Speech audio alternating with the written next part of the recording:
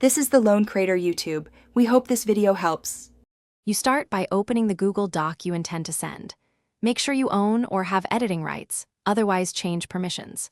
Click the Share button, then choose Link Settings. Select Viewer, Commenter, or Editor depending on what recipients should do. Once done, confirm whether link sharing is restricted to people in your organization or open to anyone with the link. This affects accessibility on WhatsApp. Save the settings and copy the link using the Copy Link button so it's ready to paste. You should now switch to WhatsApp, either the mobile app or WhatsApp web on desktop.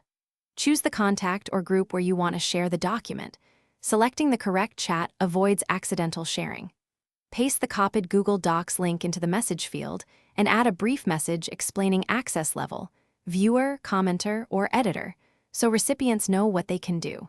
If you're sending to many people, mention any deadlines or instructions to reduce follow-up questions. Then tap Send to deliver the link.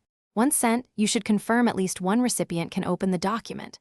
Ask them to report whether they can view, comment, or edit. This verifies permissions.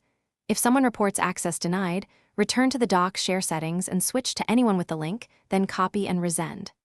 If WhatsApp doesn't show a preview or the link is blocked, clear the app cache or recreate the link in Google Docs.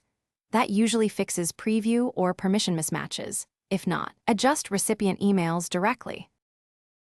Thanks for watching. Consider subscribing if we helped you.